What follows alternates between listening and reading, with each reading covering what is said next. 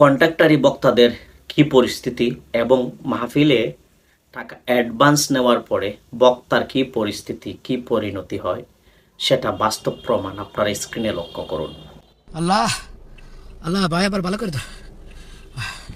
আল্লাহ আল্লাহ আল্লাহ আমাকে ধরো, আল্লাহ আমাকে রহম করো।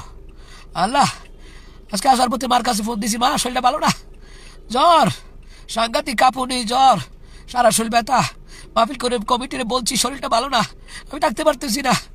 এরপরে মাহফিল কমিটি করে আসেন, গেল আমার 11:30 দিছে, 11:30 দিছে। শফিকুল ইসলাম খান জামাতের সিরাজপুরে উনি ছিল, এই প্রধান অতিথি ছিল।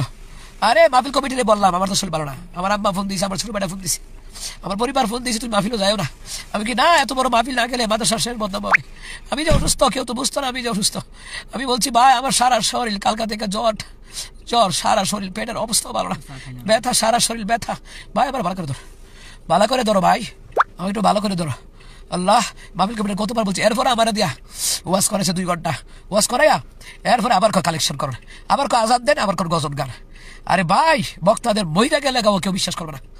আরে আমার মা করছে ফুট যাচ্ছে, আমি কি মা না গেলে তো বদনাম হবে। যাই হোক, আপনার স্ক্রিনে দেখেছেন এই আব্দুল কাইয়ুম মিয়াজির কি পরিস্থিতি হয়েছে। এইভাবে যদি বক্তারা কন্ট্যাক্ট করে মাহফিলে ডেট দেয় তাহলে বক্তাদের এমনই হওয়া উচিত।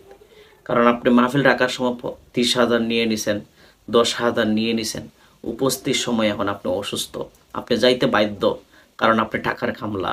কারণ তার কাছে 30,000 দিয়ে আপনি বায়না করেছেন বা একবারে ডকুমেন্টারি দিয়েছেন যে আপনি উপস্থিত হবেন, কিন্তু এর আগে কথা রাখেন নাই যে অসুস্থ হলে যাবেন না বা আপনি সমস্যা হলে যাবেন না, এটা কথা রাখেন নাই, তাহলে অবশ্যই আজকে বক্তাদের এরকম করুণ পরিণতি হতো না।